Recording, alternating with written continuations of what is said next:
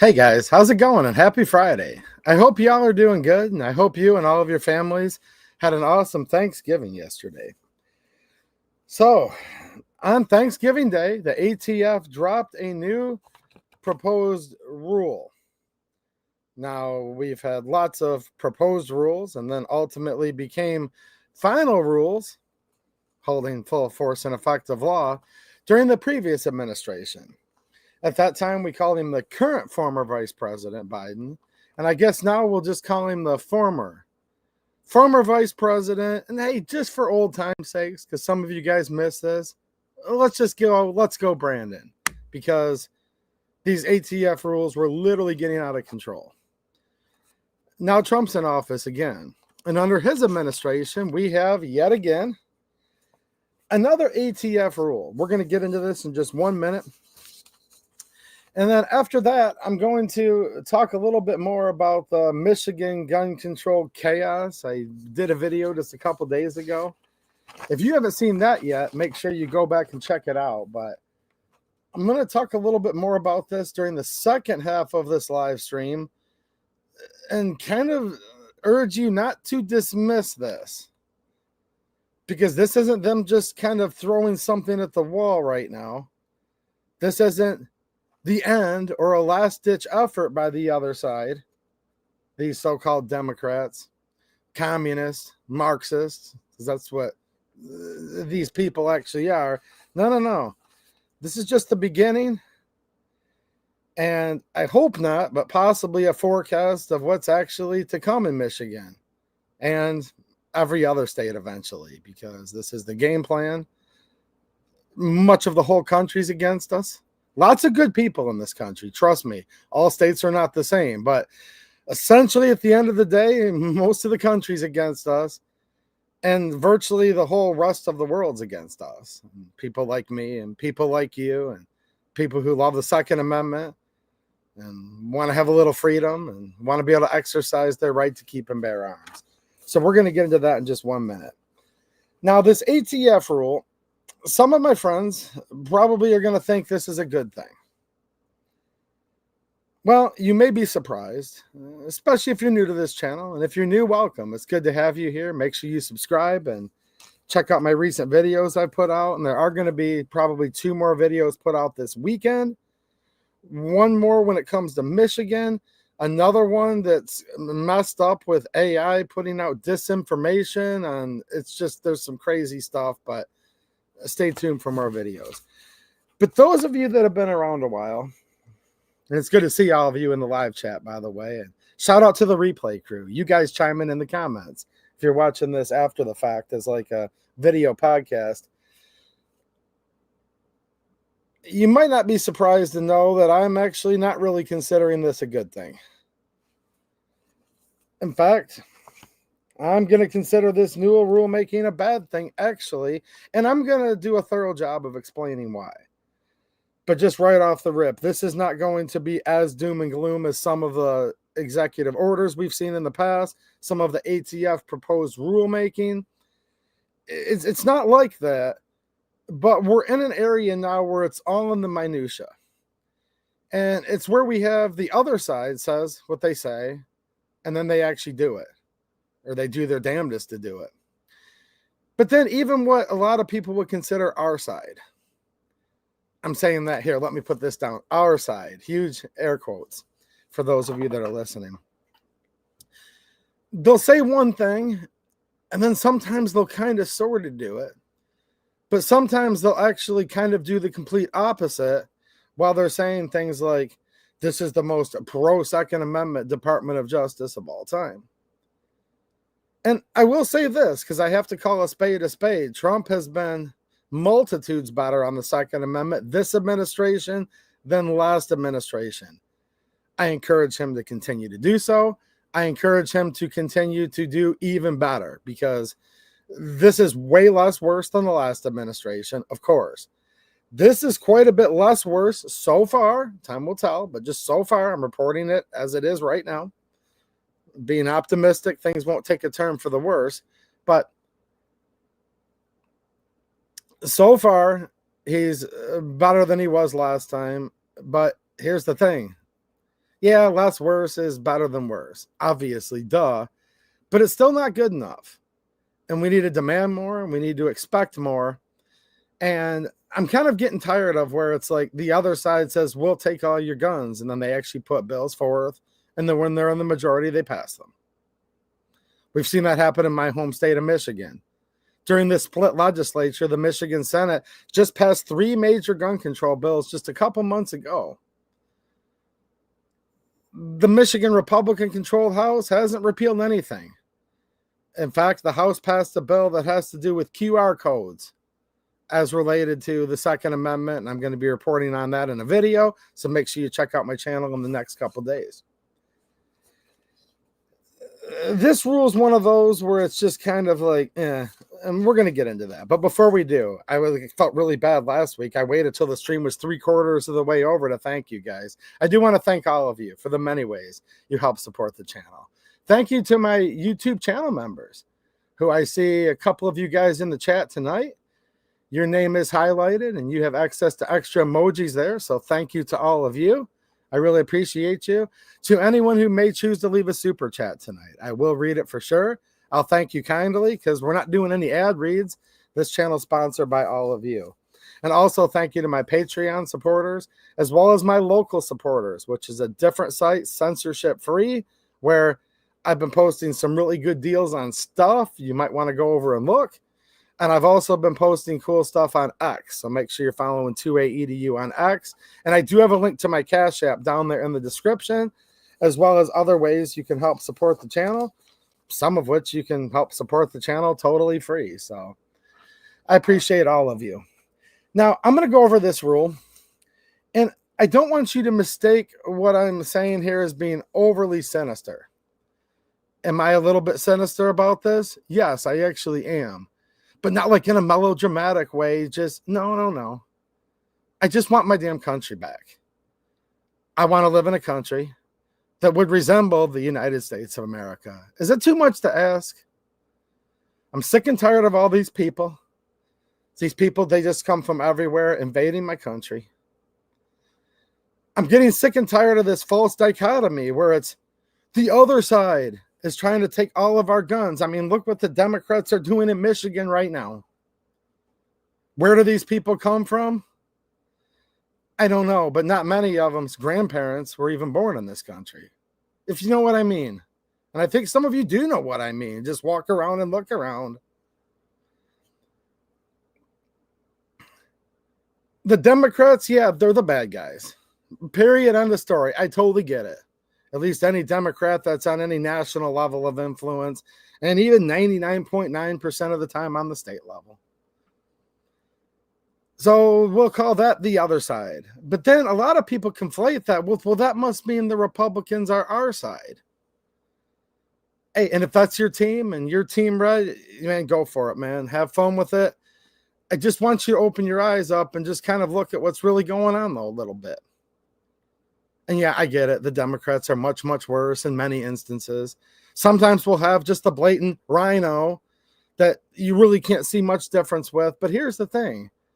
Even supposedly the good ones for the Second Amendment, are they really that good? Even the ones that are supposed to be on our side, there's going to be a couple here and there in the United States Congress, sure. You go to the state level, you'll have a few here and there in each state. Some states, barely a couple. Other states, maybe a couple handfuls. But at the end of the day, it's not like, oh, because the other side is like literally trying to completely and utterly erase the Second Amendment means this other side, this false blue-red dichotomy, that the red all of a sudden are the good guys. Because I'm going to say this. The fact that there's a trifecta of Republicans in the United States government right now. The Republican President Trump holds the presidency. Okay, that's 1/3 of the process to make a law, right? Well, then you have the other two processes combined within the legislative branch. We have Speaker of the House Johnson with the Republicans controlling the United States House of Representatives. And you have Senate Majority Leader Thune representing the Republicans who control the Senate. Which means if they literally believed in the Second Amendment and believed what it says and voted like what it literally mandates them, it tells the government the right to keep and bear arms, it shall not be infringed. Which means if there was even one gun control law that would be completely and utterly illegal, it would be 100% antithetical to the Second Amendment, because shall not be infringed doesn't leave room for some gun control. It doesn't leave room for a little less gun control than what the Dems want. Let me give it the benefit of the doubt. Let's assume the Republicans want 1/100th of the gun control the Dems do. Just humor me here. The right to keep and bear arms shall not be infringed doesn't even leave room for that, actually. And the fact that they're not repealing every last dang gun control law on the books right now, while they literally have the power to do it, there's nothing that could stop them. They're not doing it. And instead what they do is they send us these platitudes. Well, we're going to make it a little less worse on you. Now, that's how this ruling is going to be on its face. And some of you may be excited about this. But the devil's in the details, and I'm going to try my best to articulate tonight why it actually might make it a bit worse for us in the long run. Now, there's the other side. And then there's the other side. And for a guy like me, I don't even really have a political home in this world, actually. But hold on to it, Edu. You forgot about the libertarians. No, trust me, I didn't forget about the libertarians. A lot of my good friends and some of the staunchest Second Amendment allies that I have are libertarians. But guess what? I don't like that party or its overall general platform either, though, actually. So I'm certainly not a Democrat. I'm not a Republican, and I'm not a libertarian either. I'm just a guy that wants a constitution. I want law and order in this country, and I want the Constitution to actually be in effect, for it to actually matter again. I want the Bill of Rights, which is a beautiful thing, one of the most beautiful documents, if not the most beautiful document a government has ever penned. Now, I believe the Holy Bible is a lot more beautiful than that, but when I'm talking about government writings, our Bill of Rights, pretty darn good, isn't it? I just want that to be the supreme law of the land. That's it. I don't want to look like a foreigner in my own country anymore. I just kind of want to be left alone, and I want the government to have to abide by the Bill of Rights, which says to leave we the people alone. And that's it. So sometimes, I get people mad when I say that. So if you're not mad at me, which you shouldn't be, I'm not mad at any of you. Trust me. Don't forget to leave a thumbs up on the stream, because I'm already getting thumbs downs. I'm sorry, guys. I'm just not a Republican, okay? I know some people wish I was. And some of my good friends are Republicans. I have an awesome state representative, Jamie Thompson. She's in the Republican Party. But in many ways, she's sick of all this crap, too. But her and I are eye to eye on the Second Amendment, and we're good friends in spite of the fact that she's a Republican, not because she's a Republican, if that makes any sense. So let's get into the Republican administration's new ATF rule. This was put out on Thanksgiving Day, and it's up for public comment right now until January 27th of 2026. And there's a whole bunch of, they have to send this to the OMB. They have to do a financial analysis. There's a lot to it, but let's get briefly to the overview. Let's get to the brief overview of, I guess, what this new rule is. The abstract: persons who wish to transport certain NFA items, which include the following: machine guns, short-barrel rifles, short-barreled shotguns, or destructive devices, out of the state in which they registered the firearm for certain temporary or permanent domestic purposes, or for temporary export, must submit ATF form 5320.20, otherwise known as Form 20. It's crazy. There's so many thousands of these forms. Say, there's like tens of thousands of laws like violating the Second Amendment throughout this country, but then there's rules.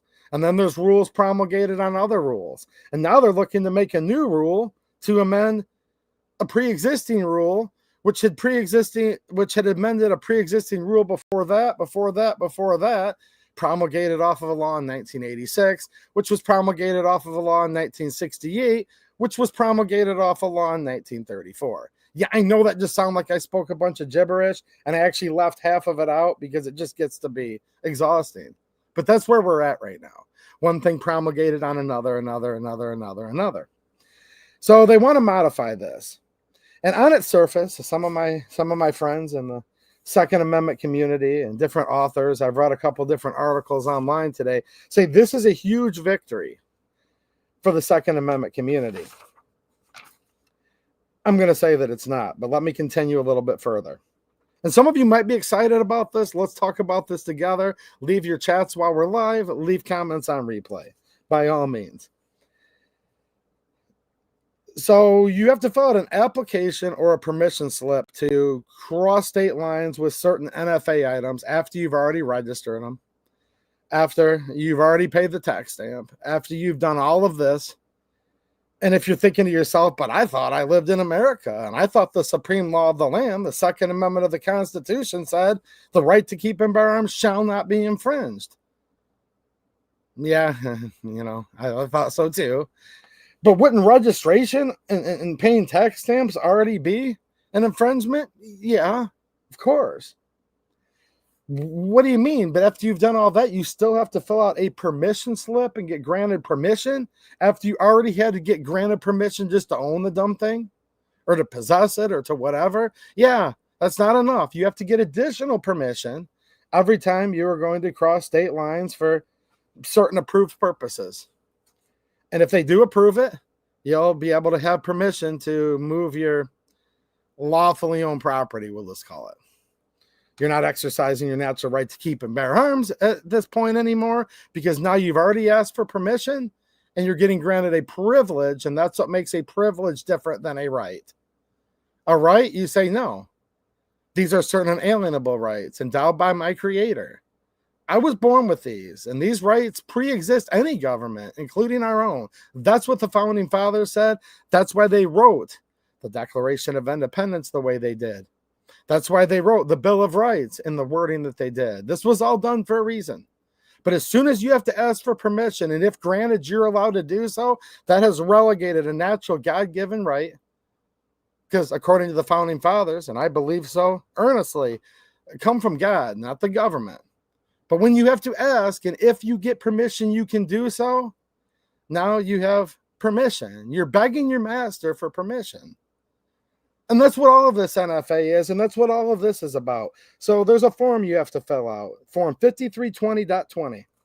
As of right this minute, you have to basically print the dang thing out, 2 copies of it. You have to fill it out by writing. You have to put it in an envelope and mail it to them with a postage stamp. And then maybe, depending what their workload is, because they serve at their pleasure. I mean, you pay their salaries. Don't forget that. We're all tax slaves in this country. You pay their salary. They work for you, but you have to say, Mother, may I please? And if so granted, maybe a couple months later or so, maybe, probably, who knows, you'll get the permission slip, and then you can transport your property. Now, I live in a portion of southeastern Michigan where to go to Ohio is like normally no big deal. Like you can be there in like 15, 20 minutes or something like that. And a lot of you probably live border to another state where you know exactly what I'm talking about. But there's this magical line. See, the gun community has no line in the sand. People actually celebrate that this stuff still exists, but they do have lines in the sand.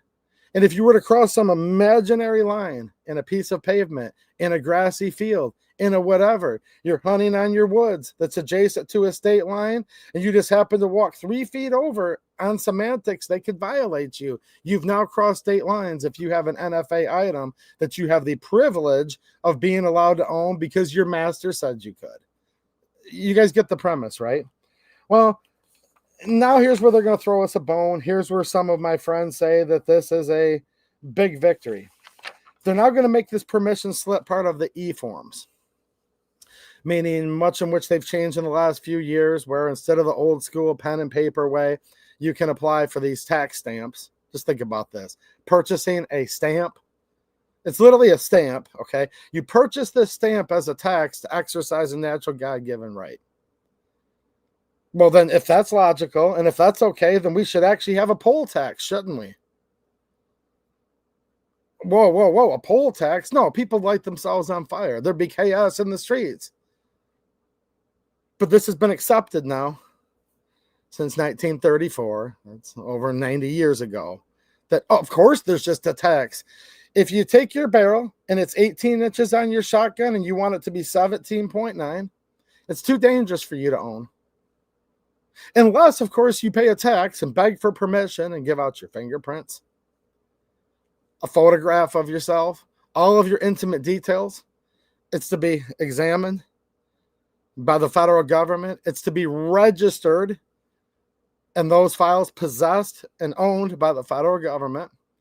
Your local law enforcement, your CLEO, your chief law enforcement officer, they're allowed to now know all of these intimate details as well. So now they're saying, instead of you filling out 2 pieces of paper, mailing them in with a postage stamp, and this is once you've already gotten your tax stamp, you guys follow me? You just want to cross state lines with your item that you have your permission to own. Now you'll be able to go online and do it. You only have to do 1 copy instead of 2. And they're saying this is a big, big advantage and a big, big move for the Second Amendment for the American people. Now, they do an analysis here. And I'm going to get to why this is so ridiculous in a minute and why I actually don't like this at all. Okay? But some of you might love this, and cool if you do. Like seriously, we can still be friends. I just want to give you my opinion on it, because maybe some people want to know my opinion, right? They're saying that the changes to the form due to updated technology have decreased the time necessary to complete the form, which was previously 20 minutes. They said that's broken down into 2 parts. 10 minutes to fill out the form, and 10 minutes was attributed to addressing and mailing it. So, like, filling out the addresses on the form, you know, the to and from addresses. And then putting the postage stamp on it, waddling out to your mailbox, your whatever. You know what I mean? So that's why many are considering this a victory. It takes your time down from 20 minutes per permission slip that you beg your master for down to 10. Now, just be honest, and you don't have to. Just think about this yourself, or if you want to, take part in the lively discourse right here in the chat, because you guys can talk about this. You'll be able to get your permission slip faster. Is that good news? Now, I'm going to say, why is that good news? Because what? I'm excited to get a permission slip even faster. I'm now uploading it digitally, making it where they can have more access to my information. This is obviously a way for them to know your whereabouts. This is one of those instances, just by complying with this at all, whether it's the old way or the new way, you have to tell them, I'm going to this state for this period of time. Doesn't that kind of violate your freedom of movement a little bit in conjunction with your freedom of privacy? Just a little bit, or maybe a lot.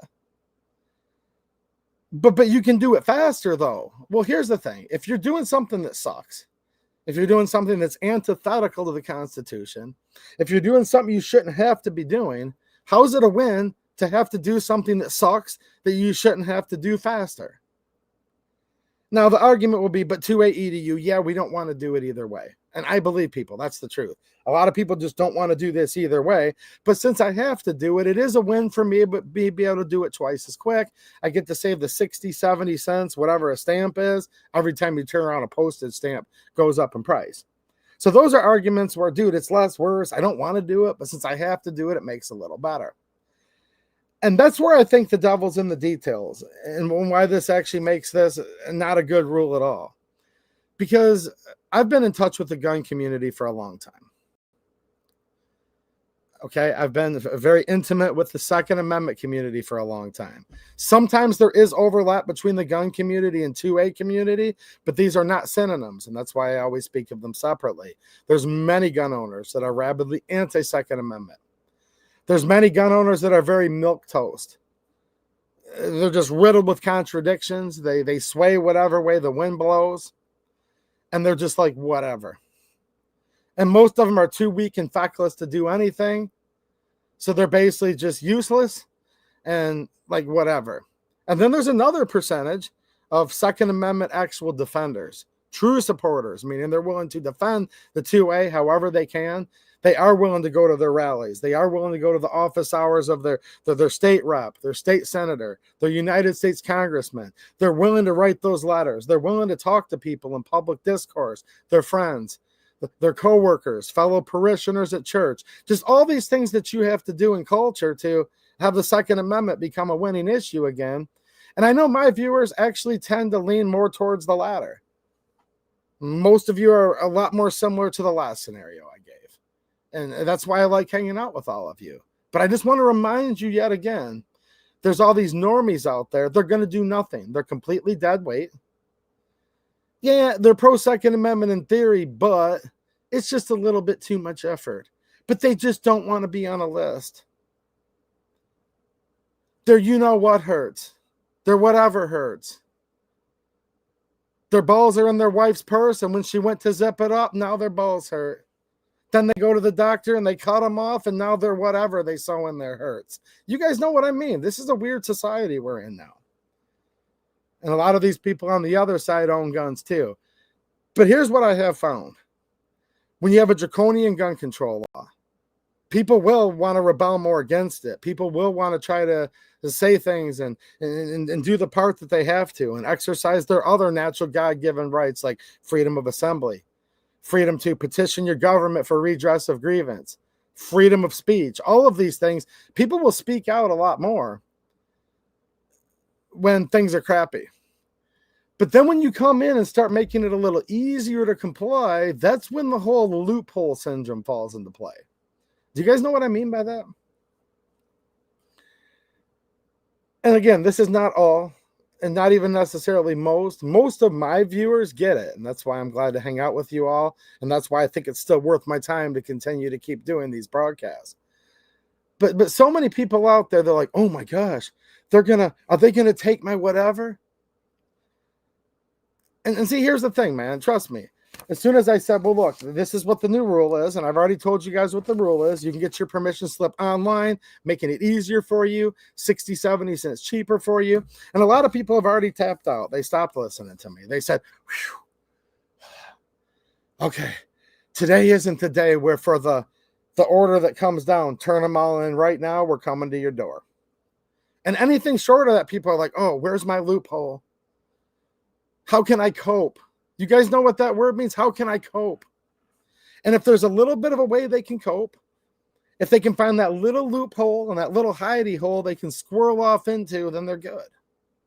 And that's what an ATF rule change like this does.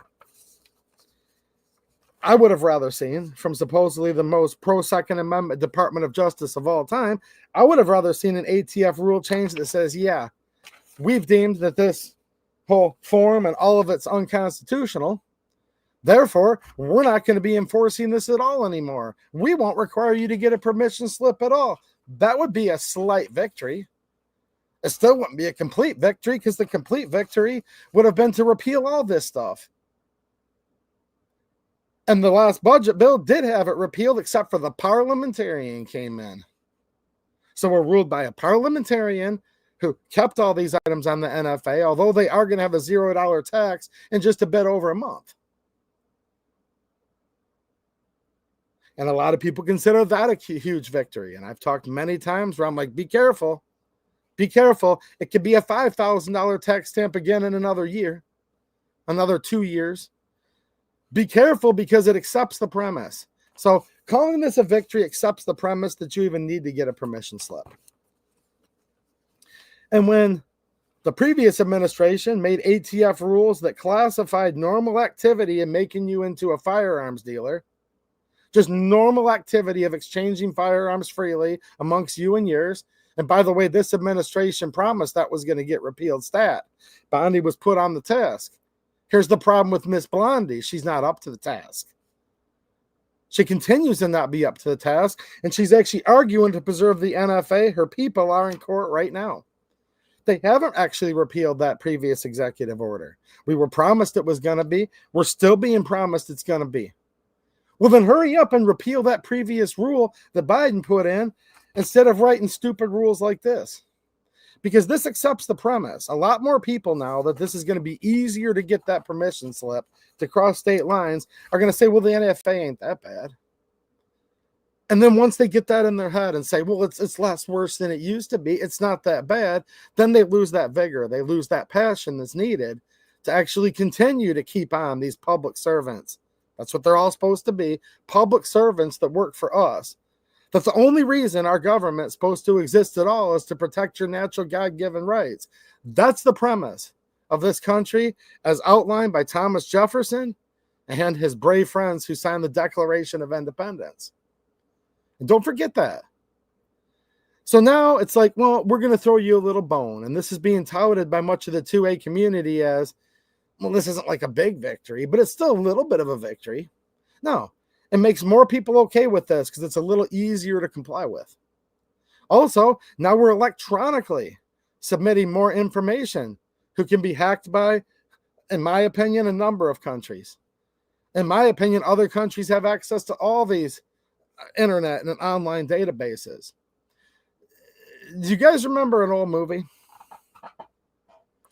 You guys remember an old movie? It was called Red Dawn. Wolverines is what they chanted.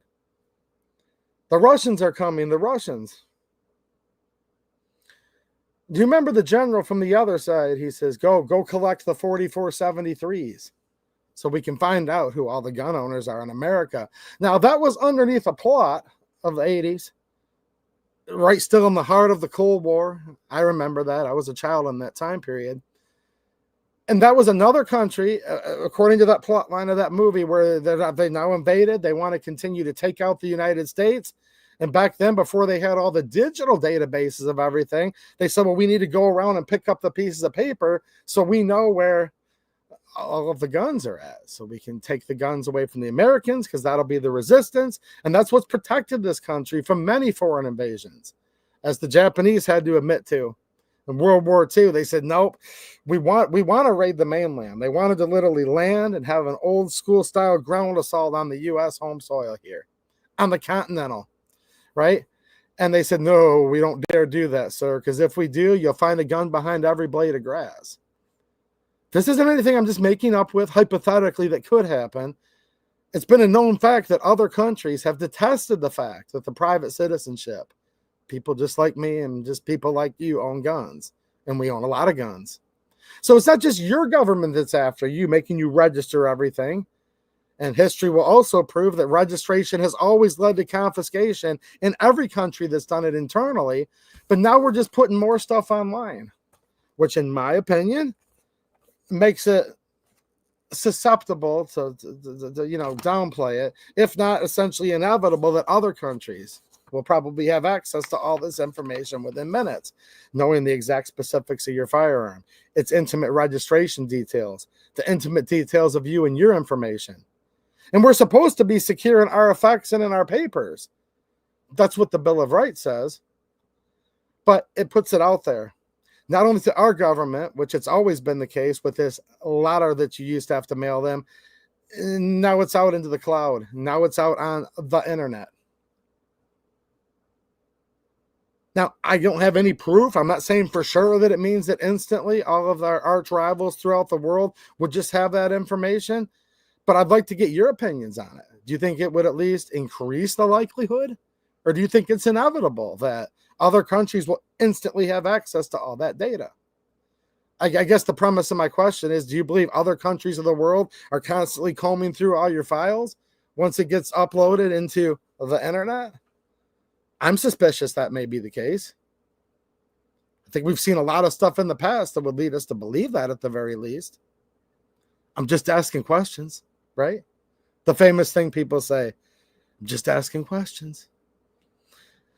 But no, I wanted to bring up some of the nuances of this, because this is where the devil does like to lie down in the details. By people celebrating this as a victory, it makes it where you accept the premise, and that's a problem. How can I say anything's a victory associated with something else I detest? Is another way to say that. I detest the National Firearms Act. I think it's all illegal. And it's not just me that thinks it's illegal. Many of you think it's completely unlawful. And our government enforces this, which doesn't that then make our government the criminals? Yeah, actually, by any logic, it would, right? Look, the fox is guarding the hen house. Now they want to make it online, and now they want to make it easier, making people be like, dude, it ain't a big deal. Just get your free tax stamp. You just have to register it, and then you can just conveniently upload all of your, essential information on this form. It's no longer paperwork, it's digital work, right? You're going to just upload it right in there. It's so easy. It's so easy to beg the government. Mr. Jackboot, can you release your boot just a scintilla off my neck, good sir? As they squeeze a little bit harder. And they're like, why is that? Well, Mother, may I just submitted a form. Could you maybe now in the next 2 weeks, instead of the next 2 months, allow me to just like walk over to my neighbor's house across the field, which happens to be another state? Would you please allow me down south? Can I please go and see my southern friends? Mr. Government Man. And whereas you were ready to literally fight tooth and nail because you were within like one gasp of your death because the boot was suffocating you. Whoa, they let up just a little bit. Now it's still hard to breathe, but you can just suck just a little air. You're like, whoa, I'm not going to die, but I'm still super miserable. All right, well, I guess I'm not. You're not going to fight back as much. And that's what they're doing. And that's what they're doing. And the parliamentarian, let's talk about this parliamentarian again. Now I'm going to tie in. So that's what I have to say about that previous topic. But we need to tie it in with something else that's going on right now. And this isn't a coincidence that this rule just got proposed right now. And there's a public comment period. You can say whether you're for it. You can say whether you're against it. Here's the problem with a rule like this. It ain't going to help you if you're for it or against it, is in my opinion. Okay? I'm being serious. If you're against the rule, well, then you'll still have to fill out paperwork. If you're for the rule, you won't have to fill out paperwork, but it puts it out into the stratosphere where maybe other countries get it, maybe whatever. So you can decide on that, but this ain't really helping you, in my opinion, regardless. But what is happening right around this time, this rule would go into effect, and it will. They never listen to our comments. They don't care what we have to say. They literally don't care at all. This is all pro forma. This is the dog and pony show. They're the master. They hold the leash. You get a choice. Do you guys want to be their dog tonight, or do you want to be their pony? I have to think about that for a minute. Do I want to be a dog or a pony tonight? Well, I mean, I believe in masculinity, and I think a dog, a nice big burly dog, is a little more masculine. So I do want to say dog. However, I have a lovely, beautiful little girl, and she really likes ponies. So maybe I'll be the pony just because, then my little girl can have a pony to pet for a little bit. So you guys pick. It's a dog and pony show. They hold the leash. Do you want to be the dog? Do you want to be the pony? So you can put in your comment. They won't listen to what you have to say no matter what, but I urge you to go comment on this if that's what you're into. Now, with this past budget bill, passed into law, some people call it the one big beautiful bill. They call it many things. Oh, I see I have some super chats. I'm going to read those in a minute. And the original goal, as expressed by Congress, was, now this is what actually passed between the House and the Senate. So your duly elected public servants, your representatives and senators, with our representative form of republicanism, not the Republican Party, meaning like Ben Franklin said, we have a republic if you can keep it. They said, well, actually, we're going to remove 3/5 of the NFA right now. We are going to remove short-barreled rifles, short-barreled shotguns, and any other weapons from the NFA. So passed through committee by Congress.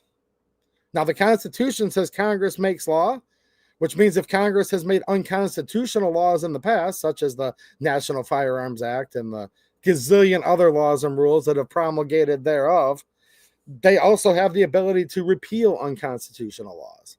Now, yes, the Supreme Court could overrule the NFA. That's very unlikely. Very, very unlikely in our lifetime. Could it maybe happen with the $0 tax stamps? We'll see, but Bondi's trying to stop that. But let me back up a little bit. I got one step ahead of myself there. So these $0 tax stamps, Well, hold on to EDU. I thought that they passed through committee and it was the will of the U.S. Congress, both the upper and lower chamber, to remove 3/5 of the NFA. Short barrel, AOW. Silencer, otherwise known as suppressor. So I guess it'd be 4 portions. A lot of times people just lump the short into one thing, and then, there's the silencer. That's the technical legal wording for it. And then what they call any other weapon. Those were supposed to be removed.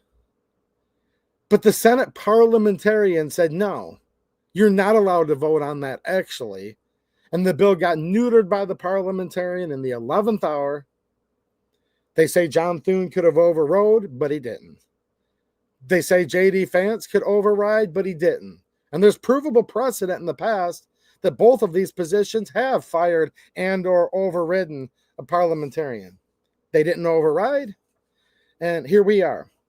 So you're still going to have all the provisions of the NFA with your silencer, SBR, SBS, AOW come the first of the year, but there'll be a $0 tax. Now, how can they still be on the NFA, which only has its, quote, authority through taxation with no tax? Well, doesn't make any sense. There's a compelling lawsuit trying to fight that off. But as of right now, you're being ruled by a parliamentarian, and many of these items that should be a moot point, that shouldn't even be NFA items anymore, as of right now, are going to continue to be so, just with a $0 tax. I think that's a loss because they can change the tax when the Dems take over everything, and they will again, probably sooner than we want to admit, and raise it to $5,000, $8,000, $50,000. That's a big concern. But even in the meantime, it accepts the premise. Now people aren't really arguing about getting rid of the NFA as much anymore because it's just so easy now.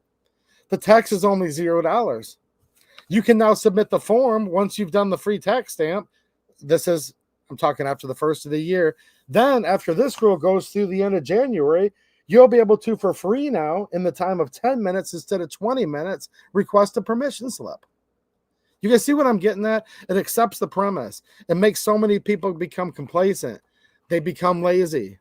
They don't want to fight this off as hard anymore.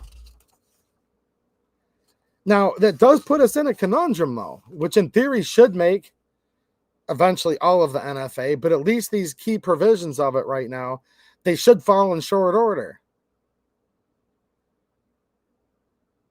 But it's not always the way it appears, and there's some trickery and some contradictions going on with that. We're going to get into that in 1 second, but I do want to read a couple of these super chats because, again, you guys are the channel sponsor. I appreciate it. It seems like we get a few more super chats. You guys don't have to hear 5-minute ad reads about all this stuff. Dude, I watched an 8-minute video the other day. He starts off with a 2-minute ad read. Then he follows it by another 3-minute ad read. Then he talks for 30 seconds and finishes it out with another 1.5-minute ad read. Now, these are ad reads where the creator's sitting there reading from a script. And they're paying him money, which I'm all for capitalism. That's fine. I'm not saying. And then there's also the YouTube ads. This channel doesn't even do ad reads. What do you guys think? I probably should start doing ad reads, shouldn't I? All right, let's see here. Rescue Nut with a super chat and a channel member. Well, thank you, Rescue Nut. I appreciate it, man. He says, thank you for all the work you go through to make this possible. Hope you had a good Thanksgiving. Well, thanks, man. And I'm thankful that you appreciate my efforts and you're willing to help support the channel. And I hope that you and your family had an excellent Thanksgiving as well. Oh, wow. Channel moderator bot left a $5 super chat. Well, thank you. Good sir, they. Look, I'm not into the pronoun thing, but when it's actually not a person and it's a piece of code leaving you a super chat, I will say thank you, sir.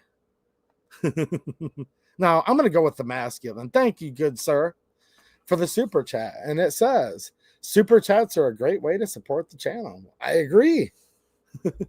And I was not behind that. I do not control the script for the channel moderator bot. And if any of you guys are wondering what the mod bot is, it's this simple.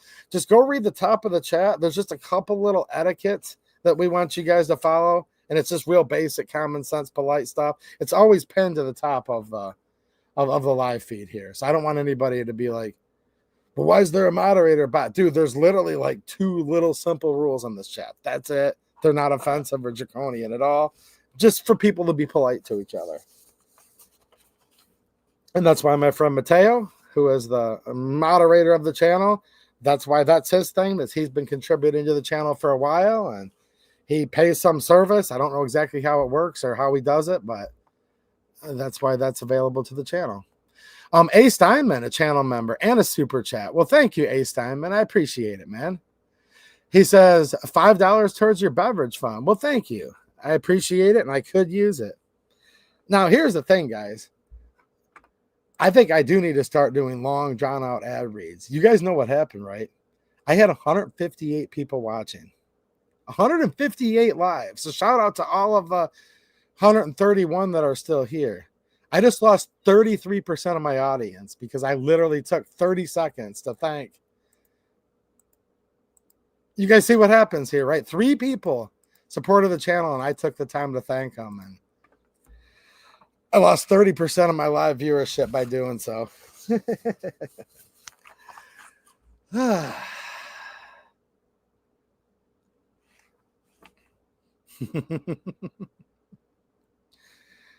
Oh, it is what it is, man. I'm not going to take it out on you guys that are still watching because you guys are still here. But this literally just freaking happened right in front of my face.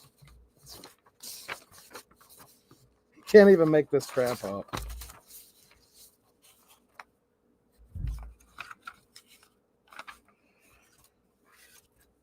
So the free tax stamps are coming, right? It does put us in a conundrum and a quandary where it's like, well, hold on a minute. And look, it was the intention of the National Firearms Act. Look, all this is unconstitutional. I don't accept the premise of any of it. I want to make that blatantly clear one more time. However, the only reason why they, the powers that be, said that they were allowed to do this, who are they, though? Let me know if anyone knows that anymore. Who is running this country? Most of these people now in this country can't even speak. You can't even pronounce their last name, especially this one that's going after all of them in Michigan. You have no idea where they come from. They look at you like you're a foreigner in your own land. So who are they, though? We could talk 2 hours on who they even are because I don't even know anymore, but I'll continue. So they said, whoever it is that controls us, they said, well, you can have this NFA only under the taxing authority of the U.S. government. Okay. You can't have it in the name of gun control because that would be unconstitutional. Has been decided in several court cases.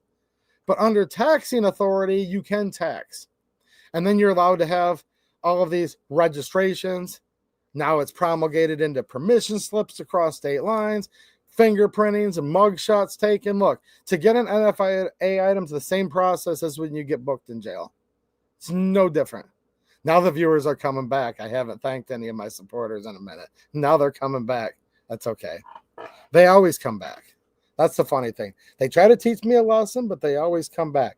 Now look, it's the same process as going to jail. So you go through all of this, and they said that's okay because it's they as many people. It's nobody. It's everybody. It's probably not even our country anymore when it comes to a lot of this. But they come in and they said, well, you can do it under your taxing authority, and these are all just hoops people have to jump through to pay a tax. It's not gun control. Well, now there's a $0 tax on these broad categories. All of the NFA hasn't been reduced, but some of the broad categories are, like your short barrels, silencer, otherwise known as suppressor, your AOW, which is kind of a catch-all. It's a bit complicated, but you guys probably know what that is.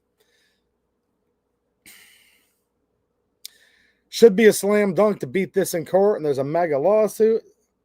Some big companies are donating to it. A lot of you have pitched in to help. PSA, shout out to them. One of the biggest contributors, huge contributor. I was so glad when they made that public because I was hanging out down south, and I'm like, oh man, you guys are doing this. Like, I knew they were throwing huge money. Some big court cases, and now it's all about public knowledge. You know, it's like, so look, this is a good thing. Some people are fighting back. Some of you are fighting back. Some of these gun companies are fighting back. Other gun companies are calling for gun control, like Glock, for example. Other companies are not calling for gun control. They're trying to repeal the NFA. So let's get this straight. Pam Bondi, the Attorney General, and all of her people, her and hers, her cabal, her whatever, trying to keep it a family-friendly channel. So I'm just like, her cabal or whatever. You know what I mean.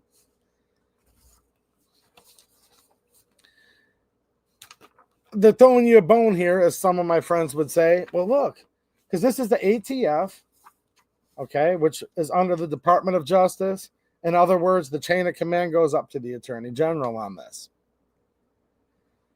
They're going to come through and break you off something proper like. That's what somebody told me the other day. I'm like, what's that? But whatever, that's what they told me. They said, man, break me off something proper like. And I'm like, English, please, but whatever. That's what these people are doing for you. By the way, if you don't speak English, you need out of my country, period. That's another pet peeve of mine. But no, they're going to reduce your time from 20 minutes to 10 minutes. It's easier to comply. Thank you, sir. Can I please have another? Oh, you're going to put a little lube on it? I'll just bend right over and put it right on in there, Johnny. Pammy, just put it right in there. You're going to use a little lube. I'm good. That's what people say. It's just the way this is. Now, this channel won't say that, but people will. But then on the other hand, tax stamps are down to zero. There should be a slam dunk case, especially if the Department of Justice, the U.S. Attorney's offices, who also work for Red Flag Bondi, the one that was begging Trump to put in red flag laws. It was that infamous press conference during his first administration, infamous press conference. She's just begging him. She's just sitting there. Oh, sir. She's brown nosing. She's whatever nosing. She's doing what women do. This blonde woman is doing what women do. And I think a lot of you fellas are just kind of nodding here because you know exactly what I mean. And I don't need to go into it any further. So she's doing her thing. Trump comes out in support of red flag laws. This country gets flooded with all these state red flag laws, including the so-called Bipartisan Safer Communities Act. Senator Cornyn, Senator McConnell, Senator Graham, Senator Shelley Moore Capito from West Virginia. It's like, whoa, these are like 90% red states. See? Team red, team blue. I warned you about that earlier. They're bribing states for red flag laws. The 45th president calls for red flag laws. Look, he's been a lot better this term. I'm just going through history here. History lesson for all you young bucks out there. Bondi was part of this. She was eagerly calling. Well, now she's in charge. This is the most pro-Second Amendment DOJ of all time.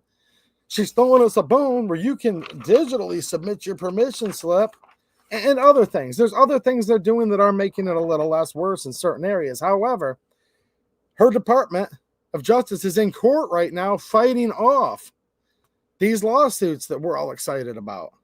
In other words, they're defending the National Firearms Act. So, well, looky over here. See, look. Oh, wow, look at here. You get to save a postage stamp. Oh, wow. You can submit your permission slip online. And I see all kinds of Second Amendment supporters. Again, none of them are saying this is the biggest deal ever, but they are saying like this is a win nonetheless. So while you're distracted here, they're over here in federal court right now trying to uphold the NFA and trying to stop all these items that are $0 tax. That literally makes no sense whatsoever on any level for them to remain on the NFA at this point. They're making legal arguments right now.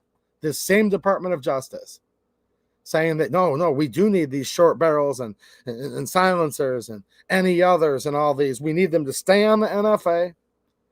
It's already unconstitutional because of the Second Amendment. They can't pull the taxing authority clause out of their butt right now because there's no tax. But this same Department of Justice is trying to fight off those lawsuits, making it where all of us are going to have to contribute more. Now, here's the crazy part. You're contributing to both sides. Maybe you do business with these companies that are trying to dissolve these portions of NFA. So you're helping to support them through your commerce. Maybe you're giving direct donations to some of these gun rights groups that are fighting it. You're supporting it that way. If you work or if you have worked in your life, in other words, if you're a functional person and you've actually contributed to society. There's some people born with birth defects. Some people are born as cripples. I'm not talking about you people. There's very, very, very, very small minutia of our country that does deserve love and charity, not from the government. That should be handled on more of a private basis. However, for the most part, if you're not a POS and you're actually out working for a living and you're actually contributing to society, you're paying both sides of this. It's a big game and you're funding both sides and you're not invited to sit at the table. And here's why. Because you're paying the government. They're stealing from your paycheck. Taxation is theft, I believe. And then you're also donating to the gun rights group, or you're supporting the business that's helping to fund these lawsuits. So you're donating to the gun rights group to try to repeal these from the NFA, and then the government stealing money out of your paycheck to try to fight off the donation that you just put in. Does that make any sense? Why is our country, and not you guys, I just want to invoke conversations between you and your friends. Why is our country so soft that we've just accepted this premise? I'm going to fund both sides? Who the heck funds both sides? Except for corrupt, tyrannical countries. It's literally insane. It's ridiculous we should even have to talk about this, but not many people do want to talk about this. This is actually one of the only gun or Second Amendment channels I know of that will ever even talk about this. They serve it up milquetoast. They tell people what they want to hear. They do their ad reads. Their channels balloon out. This channel talks about tough stuff that needs to be said and loses subscribers. It's just the way this is. There's no reward to talk about real things when it comes to this. Now, I am rewarded that a lot of you guys do get it. But I'm saying if you're a money guy, if you're a numbers guy, you don't get rewarded by calling this out. But somebody needs to talk about it for once. It's a bunch of BS, and I'm getting sick of this crap. So you're donating to the gun rights group to try to repeal parts of the NFA, and then you're getting money extorted from you to try to preserve the NFA at the same moment, and you get no seat at the table because you went and voted, and you elected your congressman. And let's say in theory you had one that was less worse than some of them, and he actually voted to remove these items from the NFA. But then no, you still have no seat at the table because a parliamentarian that you did not vote for, you can't vote her out of office. There's nothing you can do when you live under a parliamentarian. She said it doesn't matter who you voted for. It doesn't matter what the votes were for your duly elected representatives. Remember, they had the votes through the committees to repeal these items from the NFA. But the parliamentarian overruled. Well, what are we going to do about that? You're going to do nothing about it. You can't do anything about it. This is what it's like to live under parliament. This is what it was like for the founding fathers who repeatedly sent letters to the King of England for redress of grievance. They were complaining about taxation without representation. They were complaining about all of these things that we're complaining about now. They were talking about the savages running amongst the land.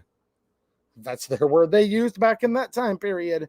Now we look around at what's running around our land, and I think that's actually a bit polite nowadays for what we have among us.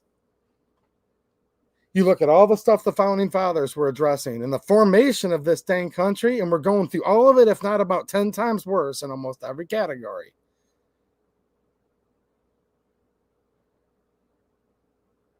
And you go through the process. You're a diligent little lapdog, and you're a good little pony. Your mane's braided really nicely. You even had your sister put Kool-Aid in it to spice it up. But at the end of the day, you're still part of the dog and pony show. And these people were supposed to be different. It's always supposed to be different. And they get your vote, and then they say, you suck and we hate you. And they're literally right now defending the National Firearms Act in court right now. And it's a bit frustrating. And maybe they'll change their mind. And I hope they're going to change their mind. I'm trying to remain optimistic. I guess you can call your representative and call somebody and say, the Department of Justice needs to change its mind and stop like fighting off our gun rights groups. The most pro-Second Amendment DOJ of all time needs to stop fighting off our gun rights groups, and they need to stop trying to preserve the NFA in court. And then maybe your representative agrees with you and they pass on the message, but maybe or maybe not, they'll get it past a parliamentarian. I don't know. The parliamentarian, she still sits there. She still sits in her office, on her throne, on her whatever.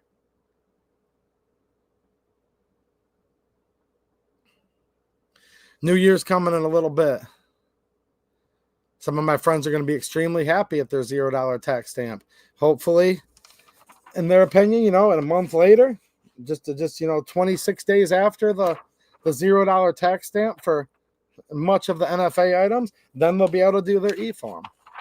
I know some people are excited about it. And trust me, on a personal level, I'm not trying to rain on your parade. I like it when my friends are happy. I'm just worried that it makes the gun community more complacent.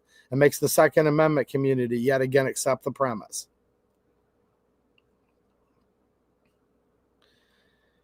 And I think people conflate things. It's not about like these people being nice to you or not. Look, they're all nice on TV.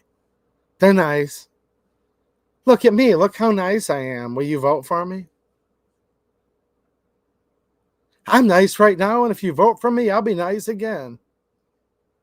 Look, when it comes to your family, when it comes to your friends, then it does matter if people are nice. And being around nice people and kind people and loving people are actually the most valuable things we can experience on this earth. Love is one of the greatest things on this earth. And God is love, who is the greatest. So don't conflate what I'm saying here. For actual people that matter, kindness and love is all that really matters, actually, in the end. None of this will actually even matter in the end. But those things will always matter. But when it comes to a government, man, I'm just getting sick and tired of it. Trust the suit. Trust that fake grin. That extra cornball handshake that you know is fake as a $3 bill. You know what I mean?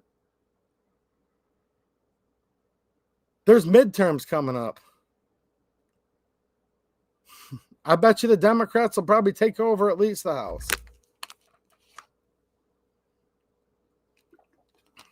There's elections coming up here in Michigan again.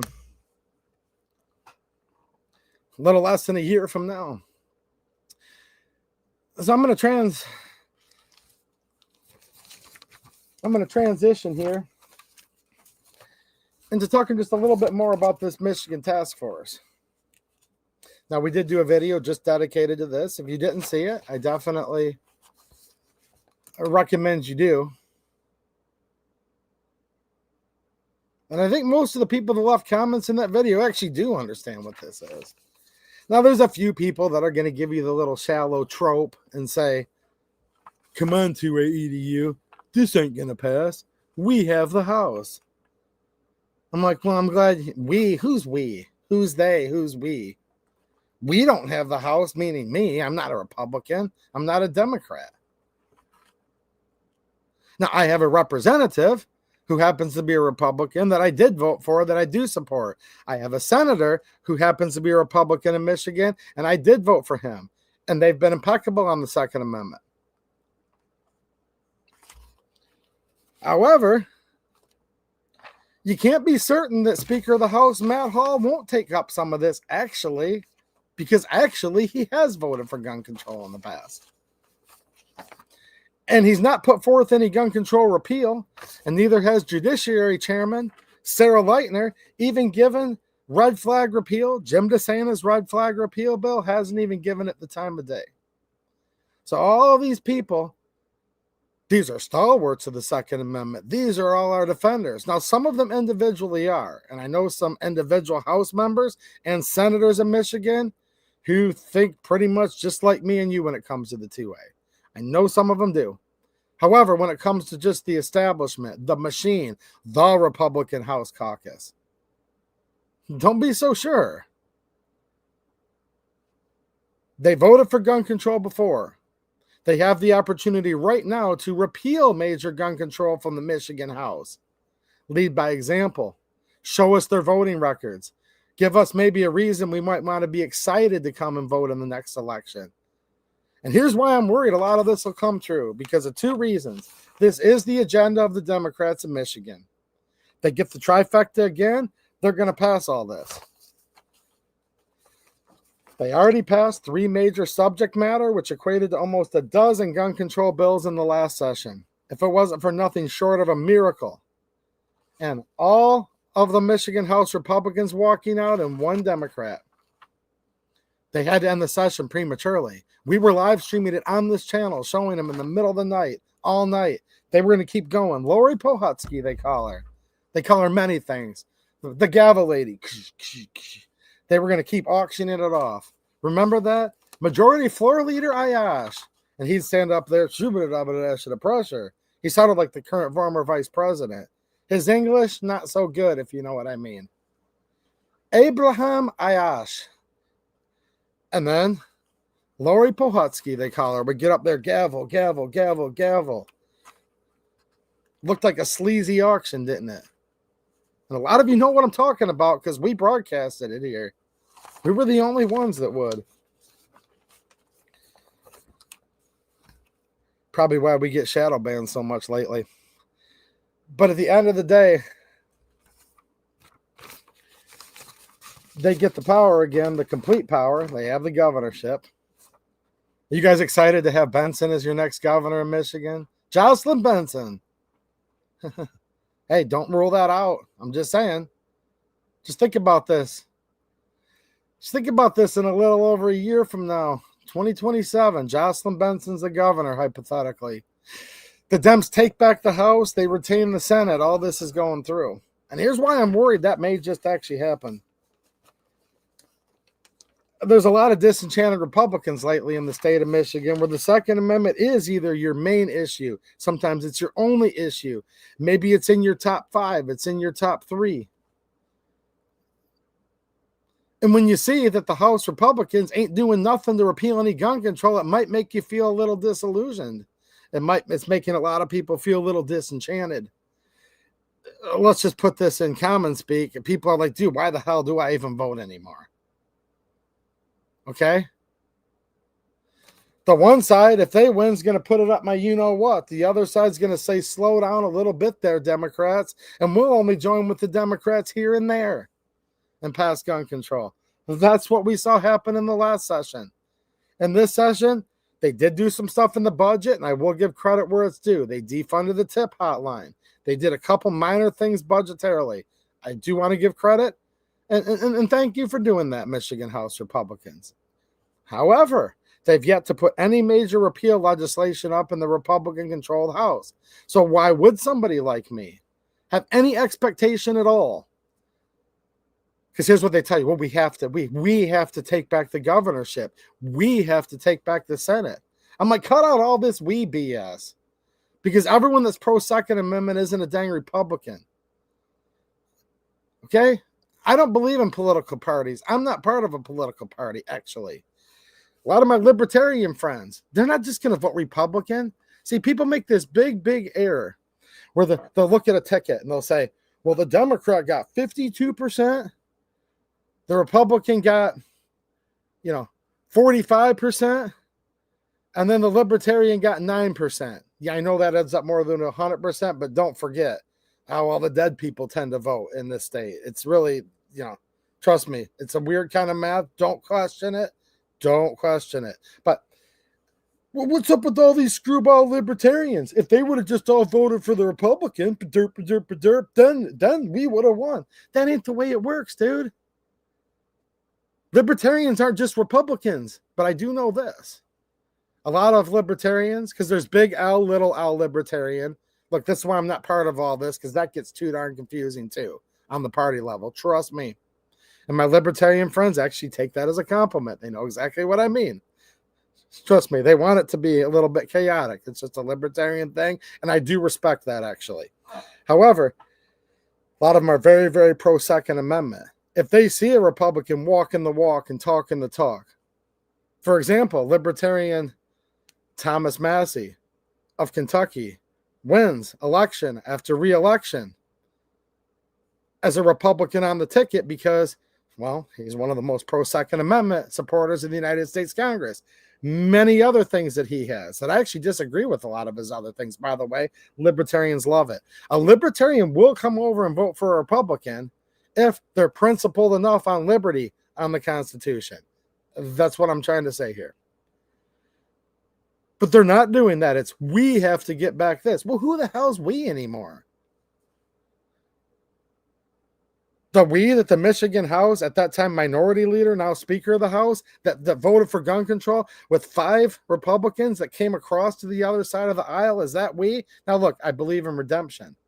I believe in a second chance. And I don't mean with your soul. God's the only one that can give you a second chance for that. I mean redemption, and I'll judge you on your voting record on how I'm going to vote. That's the type of redemption we mean here. If they want to seek redemption from me, for me to get excited to go back in and vote again, they need to repeal gun control. Because all these Republicans get elected saying, we're pro-Second Amendment. If you elect us, it'll be different. And then you elect them like, well, no, not yet. Now we need to win this, this, and this. Now you have to do something. And they're not doing anything right now to invigorate their base. And I'm not talking every individual rep. I'm just talking collectively. Their messaging's terrible. Their motivation's terrible. They're just not up to snuff when it comes to the Second Amendment right now. Now, can they change their ways? I hope so. There's still a little time. If there's anybody who works for or is a duly elected member of the Michigan House of Representatives, I'm giving you guys free advice. I'm not a consultant. I'm not a lobbyist. I'm not on any other payrolls, okay? But they should listen. And if you guys want to have conversations with your representatives, maybe you'd like to portray some of my message to them in your own words, however you see fit. You ain't doing nothing to get us excited. In some cases, they're less worse. In some cases, they're almost the same, depending who's who. The Michigan House Republican majority and almost every Democrat actually voted on and passed a bill that's associated with the Second Amendment. Stay tuned. We're going to report on that in this channel here in the next couple days. But in the meantime, I just don't want people to completely dismiss this. Take heed to this.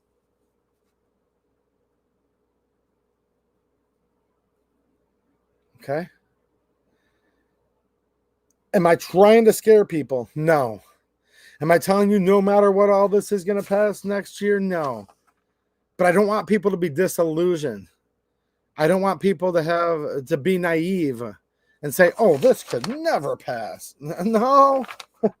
This stuff can pass. Trust me. 3 of the major items on this big, long agenda from this task force by this doctor. The doctor's name's Bagdasarian. Yeah, you live in a state where your Second Amendment is being ran around by a doctor named Bagdasarian. You were born in America. You went to bed one day and you woke up, and now you're answering to Dr. Bagdasarian. I can't be the only one that wakes up each day lately saying, I just want my dang country back. Wouldn't it be nice just to be around people where maybe you could understand them a little bit? Where they could speak and you could speak? Would it be so bad if maybe, you know, a few people looked at least a little bit like you and you had a little bit of cultural similarities? Wouldn't it maybe be nice? I'm just saying, is it too much to ask? But no, this is the new way. And I'm just not seeing anything too promising to make me real excited to think that, I don't know, I'm just not sure. I think it's plausible as of right now that the Democrats can come back in, swing right through with the trifecta. I hope they don't. I hope we can see some of these Republicans coming in strong maybe in this next year. Maybe, hopefully, they're just waiting for the second year of the term to come in so they can come in real strong for the 2A while it's still on people's mind. Hey, maybe that's some of their chess. I hope it is. We'll be very happy to report that if they do here. And we'll know that all of us keeping on nagging on them, keeping calling their offices, and maybe we will have made a difference before the next election and gotten them to get more involved, to actually try to win at something for the Second Amendment for once, you know? They did a few good things with the budget. I do want to give them their acknowledgement. But right now, the leadership, not wanting to repeal red flag laws to start with. See, we just wanted them to start with repealing red flag laws, get that out of the way, and then keep repeal. But they can't get out of the gate. They can't get out of their own way. So I don't want people to take this with a grain of salt. There's another massive ban that's being proposed that, again, if things go the way I fear they might here soon, with these elections coming up, and this is coming up again real soon here, less than a year from now, I can see possibly being on the table. It's going to ban a whole category of firearms from a certain segment. I'm going to be reporting on that on this channel soon too, so stay tuned.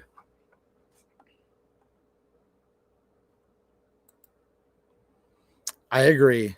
No non-citizens should be able to hold public office, period.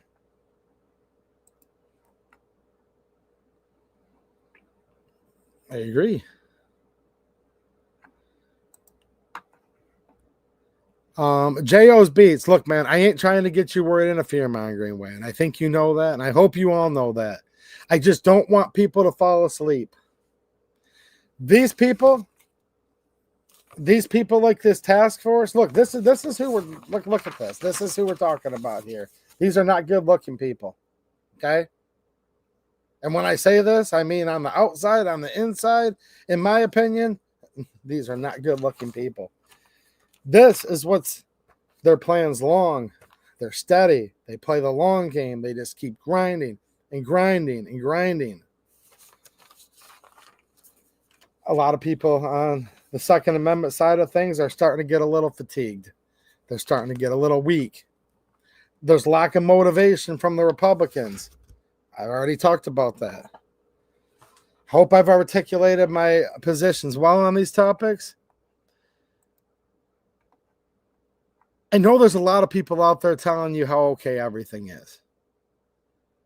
Okay? It's not that this channel intends to be a doom and gloom channel as much as you just need to get the big picture. And I guess since a lot of people don't want to come out and talk about all this, how one side sucks worse, but the other side still sucks, I guess it comes down to, well, somebody has to do it. And that's why I bring up these things, is hopefully conversation starters to give you something to think about.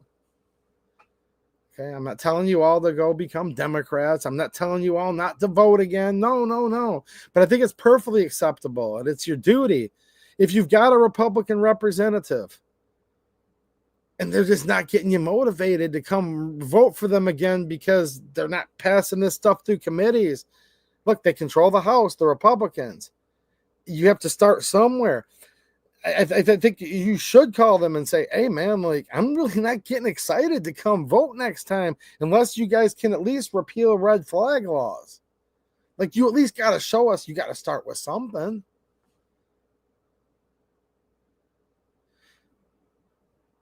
I know Rome wasn't built in a day and it didn't fall in a day. I know we can't repeal every gun control law in the state of Michigan, but only one half of the legislature is Republican. I totally understand that. Of course I understand that.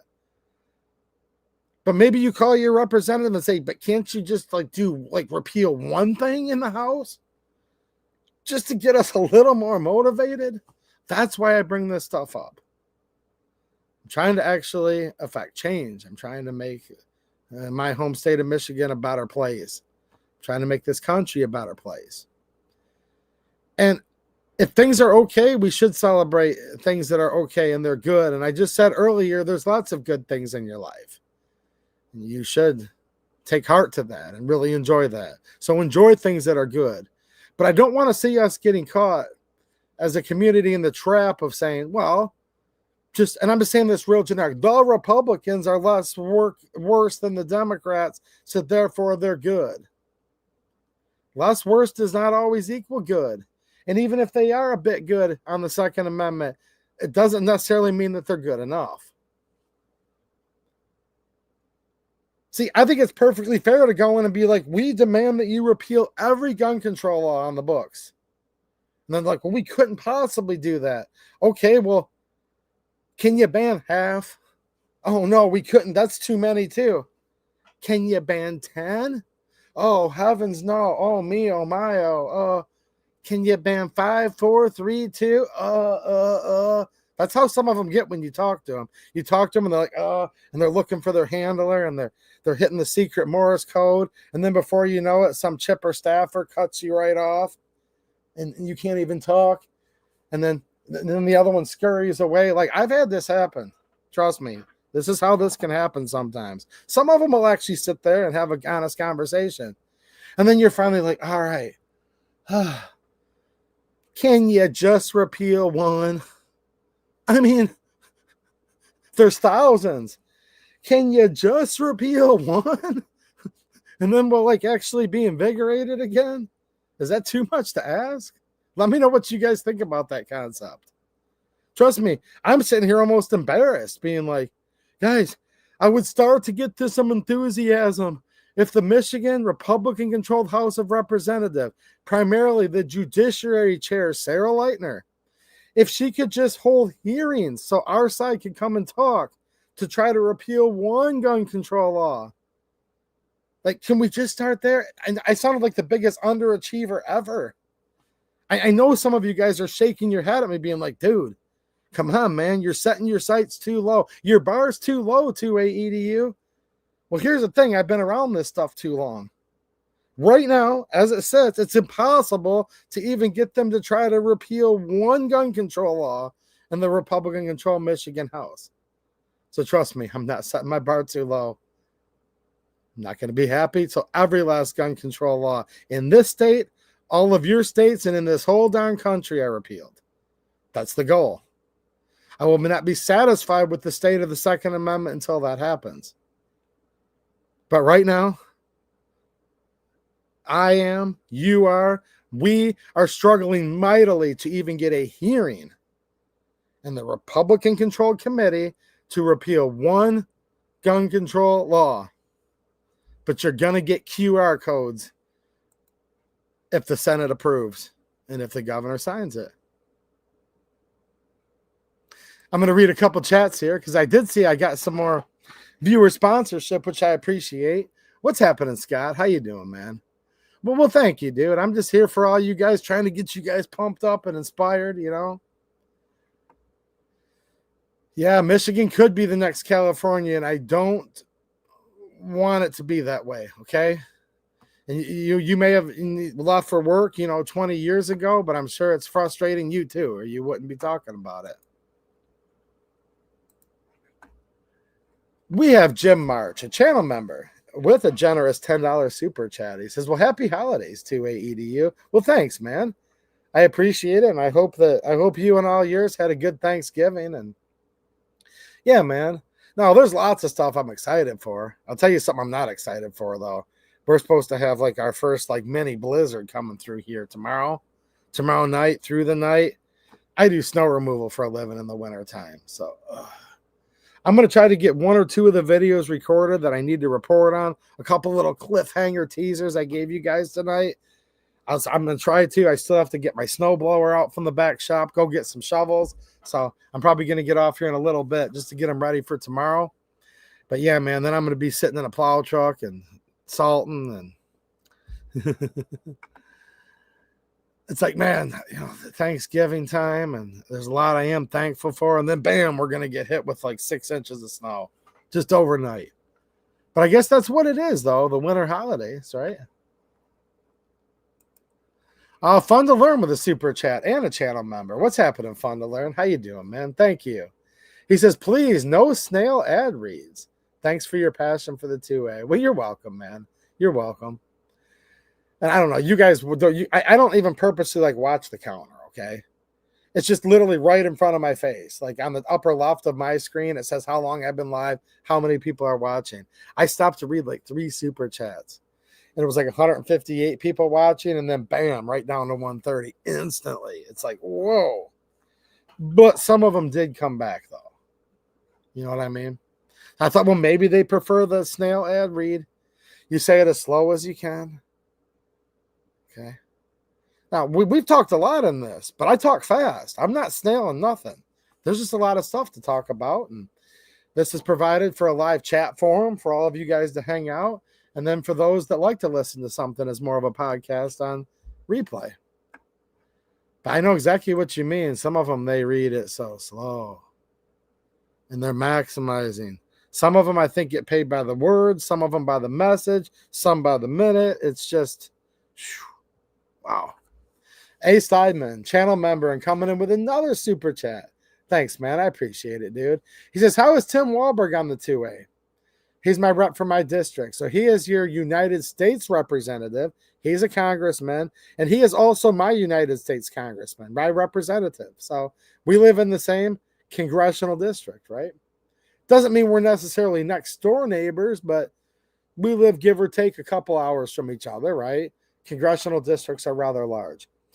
Here's what I'll say about Tim Wahlberg. He's kind of like, your status quo, your rank and file. His voting record's been excellent on the Second Amendment. He's not a gun control guy. He does kind of vote the right way. So I'll basically say overall, he's probably acceptable on the Second Amendment. He's not a hard charger, though. He's not out doing like the passionate floor speeches. He's not he's usually not a signatory on like all of the different letters where they're trying to like say it's Congress's will to abolish these out of the NFA. And we urge, sometimes he'll be on some of those like pro 2A letters that the congressman will write, but not always. So I'll kind of leave it at this. He's status quo. And I'm just talking the Second Amendment, guys. I'm not going to get into the whole thing on all of his everything. Just purely Second Amendment. He is going to pretty much all the time end up voting the right way on the 2A. He's not a hard charger. He's not a Thomas Massey. He's not going to be up there giving the impassioned speeches like maybe like a Marjorie Taylor Greene would, or Chip Roy from Texas. I'm just naming some people that you'll kind of see them. They get a lot of the little videos where they're up there, boom, boom, boom. Just, he's not like that. Okay. So he's kind of more on the establishment side, but when it comes to the 2A, he does walk the walk with his votes. Okay. So I would say with him, look, he's super old. All right. Like, it'd be better if there was someone like me or you in the seat for the 2A, but I'm not running for Congress, so it's not going to be me. I'm assuming it's not going to be you either. But we could certainly have a lot worse. And at the end of the day, though, his voting record is good on the 2A. Okay?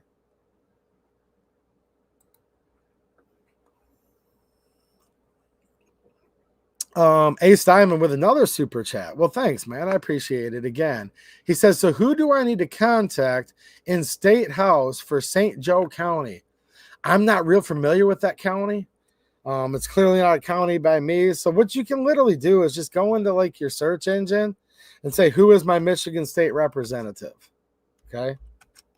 Now AI might come in and give you an answer, or another way that the first search result for me is michiganhouse.gov. So here's another one. Just go to house.mi.gov. Here, I'll drop this in the chat for you. Let me see if I can do this. So you're going to go to house.mi.gov. This is real easy how to do this. All right.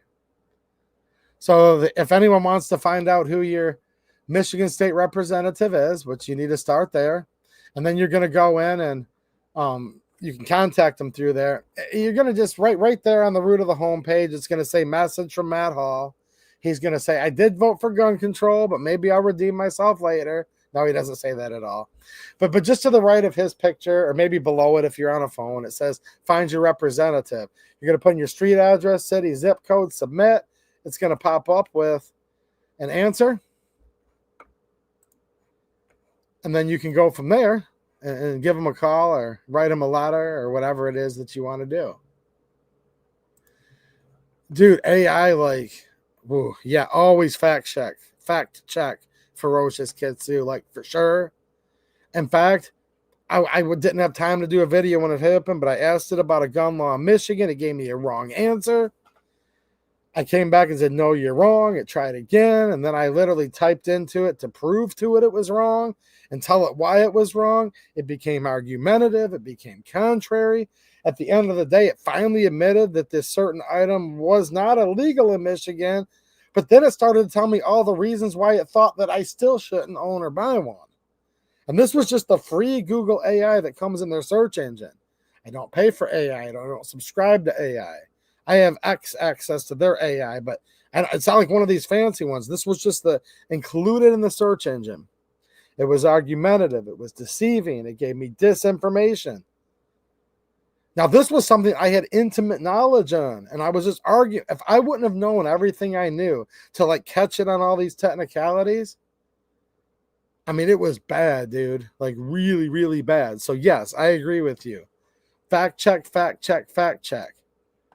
AI is going to make us so much of a stupider people, but it's going to be in control soon. I think it's just getting to be crazy. It might already be in control now. We just don't know it yet. What's happening, Pillbox Bunker? How you doing, man? Oh yeah, I'm hoping I can get it to replicate while I have my screen capturing recording software on, so I can relay this to you guys. It was just stupid, man. It was so like I had somebody arguing with me. They're like, is this illegal in Michigan? I'm like, no. They're like, actually, yeah, it is, dude. I just looked it up. And I'm like, no, it's not illegal. And they're like, no, I just looked it up. Fact check to Edu, you're wrong. Well, how did they fact check me? They Googled it. And the top result was the AI's message. I said, look, man, no beef, but I'm not freaking wrong. Like, and they're like, dude, with all due respect, and I do respect you, but you're wrong. I fact checked you. I Googled it, and Google says you're wrong to Edu. I think it would know. And I'm like, all right, man, I don't want to get in an argument with this guy. I have a feeling there's something really nefarious here. So I just stop, and I do a Google search myself. And man, right there on top, it's illegal, just period, illegal. And then I kind of told you the rest of the story earlier. Argumentative, deceiving, conniving, disinformation. And even when I finally got it to like half-baked, like admit it was wrong, it would never completely acknowledge it was wrong. But when it kind of sort of did, then it got argumentative and said, yeah, even though you're technically right and it's not illegal technically, it's like, no, something's illegal or it's not illegal. There is no asterisk. It said, but it's still not a good idea. And here's all the reasons why it's not a good idea, why you shouldn't own it, why you shouldn't buy it. And then it proceeded, after I said something lippy back to it, then it proceeded to go through and scold me and try to scare the daylights out of me. So it was lying to me. It was trying to scare me. It was trying to deceive me. We'll see if it'll do it again. I don't know what's going to happen. I didn't have my screen capturing software on. I just didn't have the time to get set up for that. It almost made like, dude, like two real people could have a falling out over this. People's pride gets in the way. Their ego gets in the way. I'm not going to back down because I know I'm right. This other guy's not going to back down because he just fact-checked me. And in his mind, and I understand it, dude, come on, man. You might be a pretty smart guy, 2AEDU. I like your channel and all, but there's no way you're smarter than Google. And I understand why people think that. On a certain level, I understand, you know. And that's why this stuff just gets so frustrating. Yeah, the Amazon drones. One of them just hit a big data line in Texas, I believe. What's up, Denny's Plant-Based Journey? Speaking of Texans, thank you for being a long-time channel supporter, Denny. I hope you're doing good, man. I just saw like a little blurb come through. I'm mainly focused on piles of this 2A stuff. I've got a couple more stories I need to report to you. I'm going to jump up in just a second, but yeah, man. I think it was in Texas that just happened. It hit like a big internet line and took a bunch of stuff out, some Amazon delivery drone, and they're trying to pass the buck and do whatever. By the way, there's a group of Michigan Republicans some of which are the best fighters we have for the Second Amendment in the Michigan House, they're trying to ban VPNs right now. You can't even make this stuff up. They're trying to ban VPNs. This is the Second Amendment channel, but let me tell you what, that's a whole nother rabbit hole. It'll mess up the way most businesses do businesses. Like, any chance that you had of a little bit of privacy, I'm not giving you guys internet security advice, okay? But I do actually have an IT background, and a good VPN in conjunction with other things is the only hope you have at a little bit of internet security, okay? There's literally a bill by some of the most pro-Second Amendment House Republicans that are the authors of it, trying to ban VPNs in Michigan. This would be unprecedented. This would make us the first state. Our government sends out VPNs and digitally like drops them from the sky, like how we have propaganda flyers in the past, right? To what we call so-called oppressed countries. So people behind enemy lines. Think of maybe North Koreans, some of the Chinese. Our government puts out VPNs so they can tunnel through and get access to an unabridged internet. This is supposed to be one of the good deeds the U.S. does to help allow more access of information. Keep in mind, our government's also been busted in Operation Mockingbird, working with the mainstream media to facilitate their scams and their deceit and their lies. So trust me, I'm not saying there's any good guy here. But now we have a state, Michigan, with typically like ultra conservative representatives. They're all co-sponsoring a VPN ban. I can't even make this stuff up. Do you guys know what I'm talking about? It's not 2A related, so I'm not going to keep going.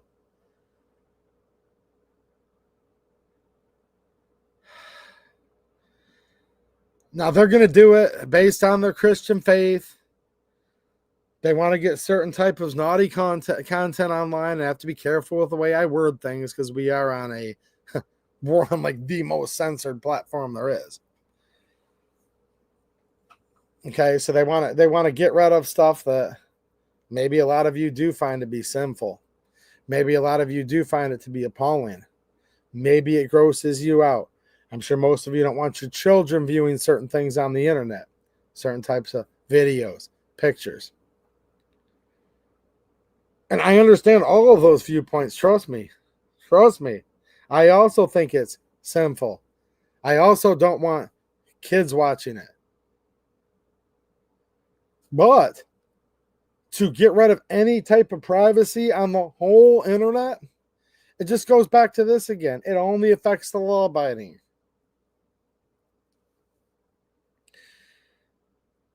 Some of these dirty things that go on the internet, which some of them which are completely reprehensible too. But some of these things have been going on since the beginning of time.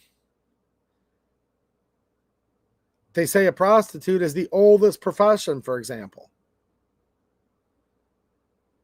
Okay?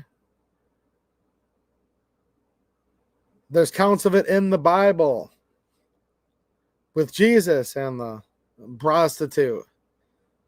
He who is without sin cast the first stone. I mean, look, some of these are the oldest professions that there are. Talked about in the Bible that condemns it, for example. There's Christian folk that condemn it now. I'm not condemning people that condemn. I understand it's contrary to people's religious faith, but now they want to come in and wipe out any semblance of security on the internet to make it where your ISP, in conjunction with Big Brother, can regulate your every move. So I'm sorry, here's the problem. You're not allowed to come in and prevent me from having any security measures against your spine because maybe someone else is watching something dirty next door. That's not how liberty works. That's not how freedom works.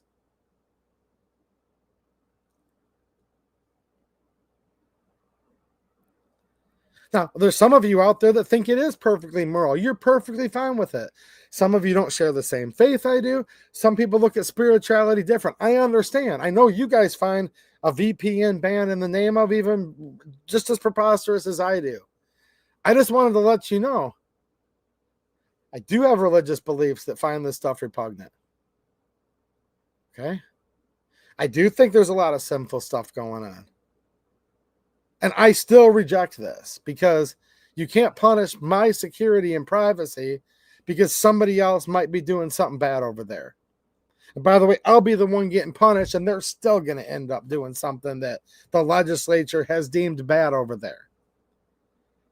And not only my spirituality and my religious beliefs, but another problem I have with a lot of this stuff, and I'm talking the stuff that adults partake in, because if it's children, it's even a whole nother level of like insanity evil. But the adults that do it, and all these simps online, it promotes the simp culture. It promotes feminism. Feminism is one of the largest things that's led to the degradation of our society. So even people where it doesn't violate your moral compass, does it actually build up feminism? Yes, it does. Does it build up the weak male simp culture? Yes, it does.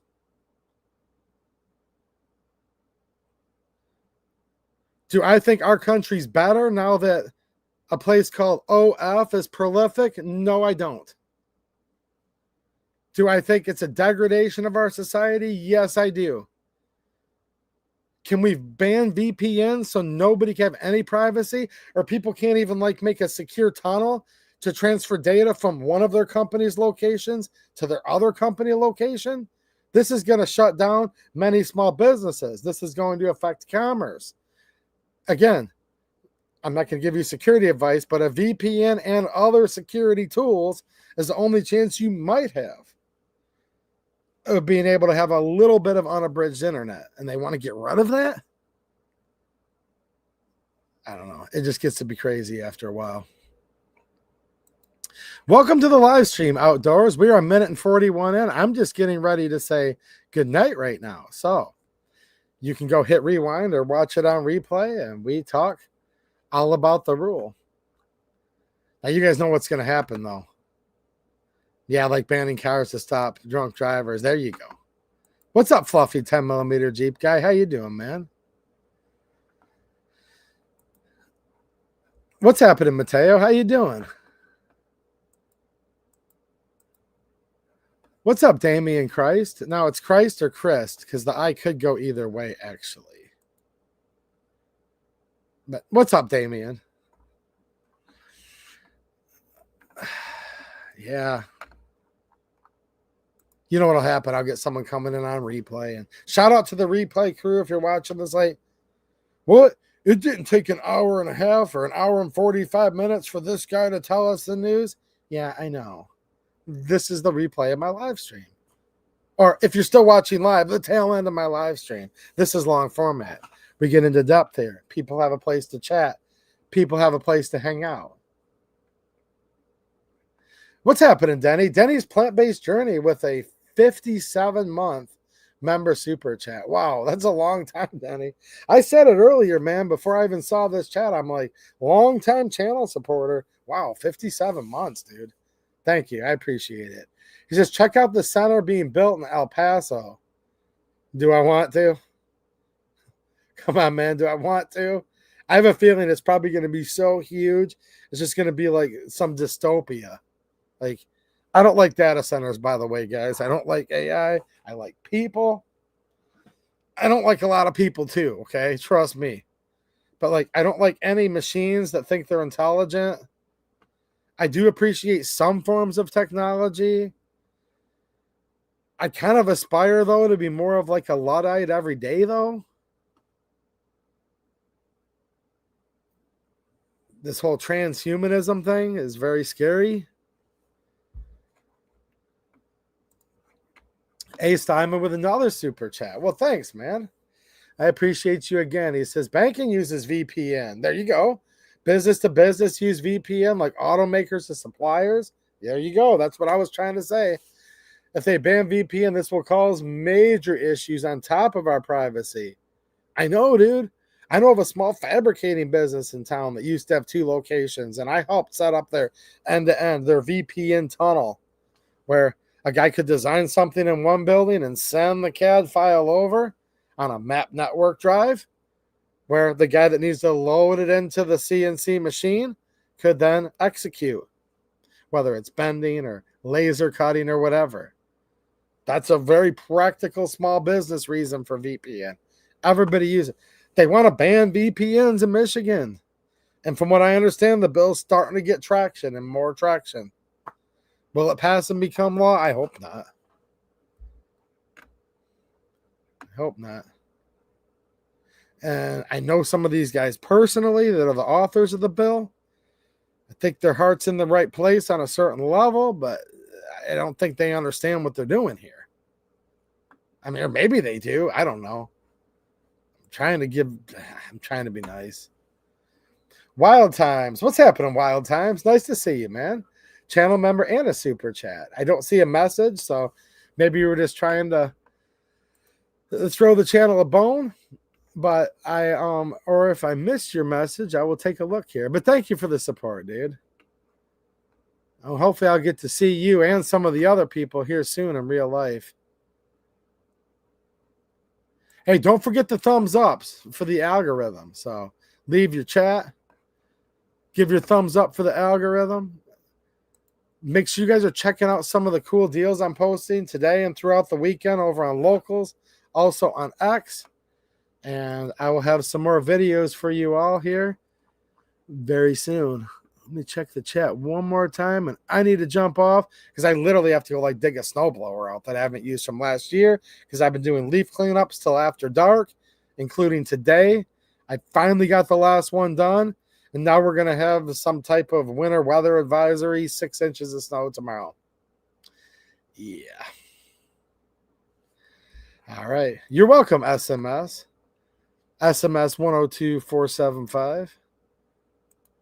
Target Popper. Nice to see you. Dude, they're trying to ban VPNs now. AR Stoner. I don't know what to tell you guys. Good night, Mateo. Ferocious Kitsu. Fun to learn.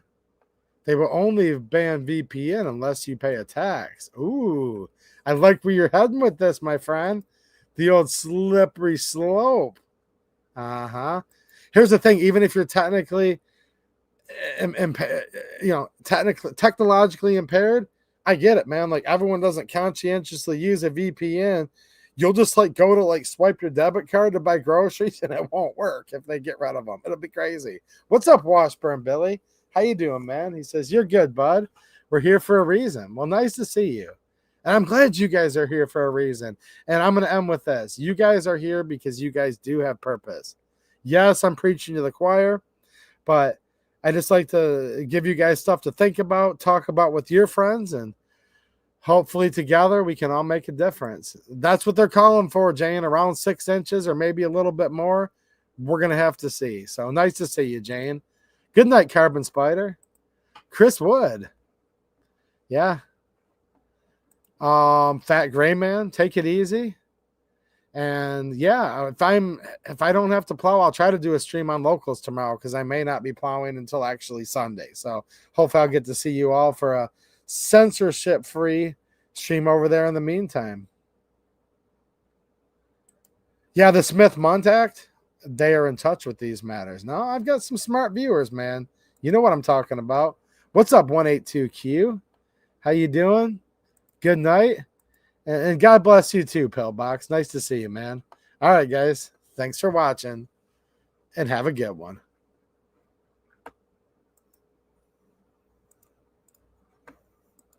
Hey, thank you, Randy Smith. I just saw that before I hit end. I will try to be safe. And God bless you too as well, Billy.